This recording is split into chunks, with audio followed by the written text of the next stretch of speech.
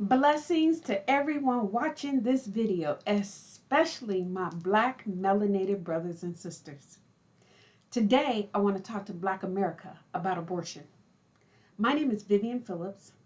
I was raised in the inner city of Milwaukee, Wisconsin. I have a bachelor's degree in management, and I'm the author of that book, Revival in the Pews.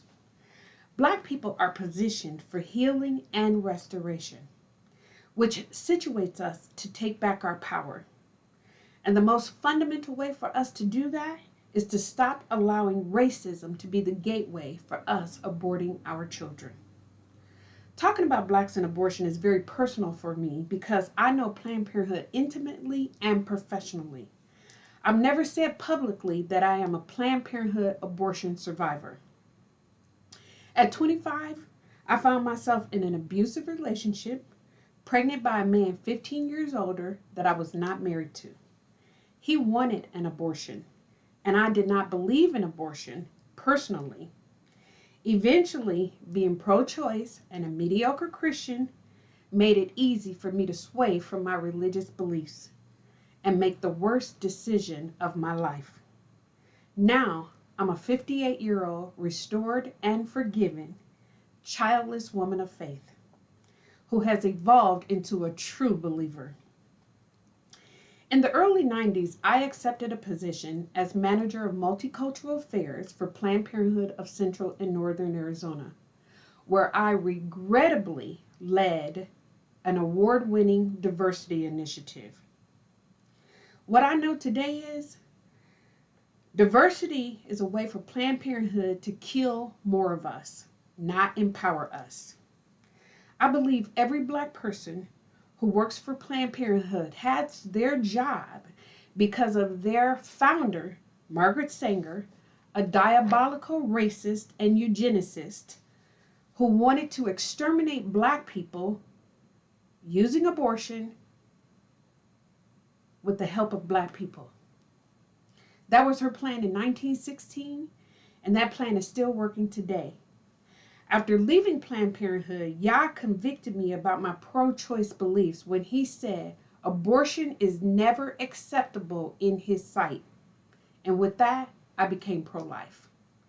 Now that Planned Parenthood recently appointed another Black woman to carry the torch of shame as president of Planned Parenthood Federation of America, Reverend Walter Hoye, founder of Issues for Life, insisted that I come out of the shadows of shame and speak out.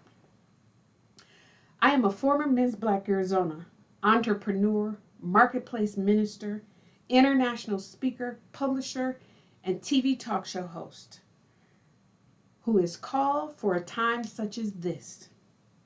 As a woman of faith and a chaplain, I can articulate Yah's heart on abortion. Planned Parenthood is using Blacks as a strategy against public scrutiny from being branded as a systemically racist organization, which by their own admission, they are. Margaret Sanger knew that Planned Parenthood could not destroy Black people without the talent and passion of Black people.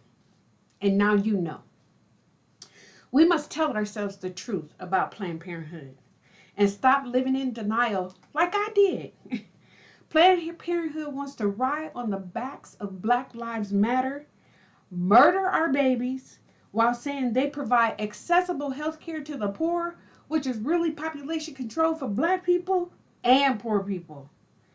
It only takes one thing to cripple Planned Parenthood, and that is to recognize that Black lives matter in the womb. And when we are faithful over the least, Yah is going to make us ruler over much. Listen to this. Did you know the Center for Disease Control said Planned Parenthood is the leading cause of death in the Black community, where 79% of their surgical abortion facilities are located? Coincidence? Not. And Planned Parenthood kills more Blacks than AIDS, Black-on-Black crime, accidents, cancer, and heart disease combined. Did you know Black women get over 30% of all abortions and represent only 13% of the population? We let Planned Parenthood kill over 20 million Black babies since Roe v. Wade in 1973.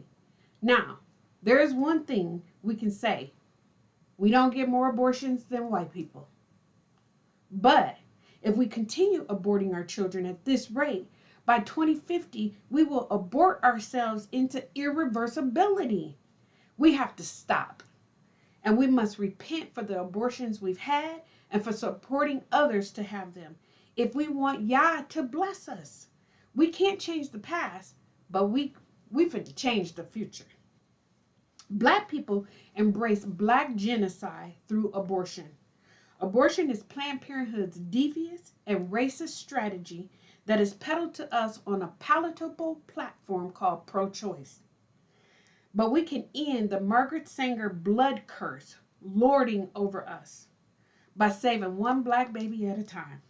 And stop expecting people who are not black to save us. We have the wisdom to save ourselves.